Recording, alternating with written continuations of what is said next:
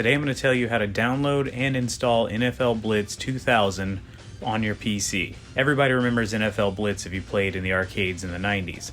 These games are pretty difficult to emulate unless you have a decent Core i5 processor or higher. A lot of people don't dedicate such high-end hardware to their main machines, so in that case we have to use PC versions of games sometimes to get by.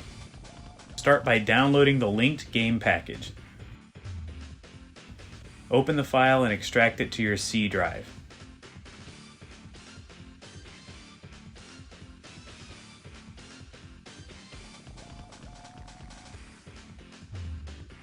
Now go to your C drive and open the folder. Then open the Blitz 2K graphics settings. Click OK. The game should launch on its own after that. If your game looks bad, you might need to download the 3DFX glide wrapper also included in the description. If everything looks fine, exit and relaunch the game using the Blitz 2K launcher. This will be how you open the game from now on. Now that it's installed, I'll move on to the most confusing part, setting up the controls. Alright, to set up the controls for NFL Blitz on the PC can be a little bit tricky, so you're going to need to actually use a real keyboard.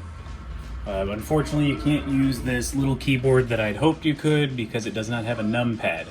So that seems to be the main problem. So make sure you have a keyboard with a numpad on it. That's going to be these buttons off to the right here. Make sure numlock is on. Should be a light up there. So to get started, press enter on that keyboard. Go ahead and press 5 on the numpad. That is how you select things. Use the arrow keys down here. Scroll down to options, press 5. Press right on the arrow key, press 5 on system options. Use the arrow key to go down to controllers, press 5 again, and press 5 on configure. Now from here, this is where you pick your joysticks.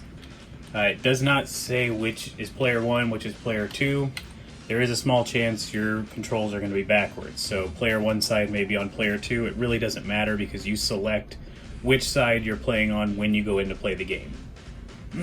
So you need to press 5 on whatever controller you want to do it. I've pressed 5. You'll see test pops up here. So from here you're going to use the controls on your arcade or your whatever gamepad you're actually using to select them. So in my case, I'm going to move this back a little so you can see better. I'm going to use the joystick here for player 1. I'm going to move to turbo. I'm going to press whichever button I want to be turbo. In this case, it's going to be the run button for me on the Mortal Kombat cabinet at least. Scroll down to pass, whichever button you want to be pass. For me, that is the high punch button. First jump, you want to press whichever button you want, and so on. Make sure to assign a start button. Now, I did not assign these buttons here. Maybe that was a mistake. We'll see. I'm going to go ahead and assign it now. Why not? When you're done, go up here and press the whatever button you set as pass. So once you've locked in, once you've pressed the pass button to lock in those controls, grab your keyboard again, press the right button, press 5, and you can go on from there. Do the exact same thing. Assign all your controls to whatever gamepad you're using. When you're finished, go down to done and press pass. After that, you can press the 1 button on here. That will back you out of there. You can go all the way back out to the attract mode, and let's see if it worked. So it looks like it's working so far. Pick arcade, pick start. Now this is what I mean. You can play on either side no matter what controller you're using just by using this menu. So if they're backwards, don't let that bother you too much. And from here you can go on and play the game as usual. So everything should be good to go. I'll tell you what, let's press start. Hopefully, no, it's too late. Let's see. So now you should be able to just play the game as usual. Oh, I didn't realize I hit start on the player 2 side. And there you go. Everything seems to work. I'll go ahead and throw a pass just to make sure to show you guys.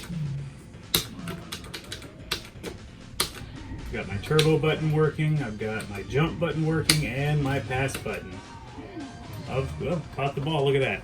Here's just another quick tip. This game can get kind of difficult, so if you want to change the difficulty, go into game options. Right here, you've got 3 options: easy, medium, hard. I put it on easy. The game's still plenty difficult and challenging. If you've played enough Blitz, you know this game will win if it wants to win. And it will make you fumble, it will make you get an interception if it wants you to. But that's it. It's good to go. Thanks for checking out this video. I hope it helped. If it did, give the video a thumbs up, click subscribe for more classic arcade goodness, and thanks for watching.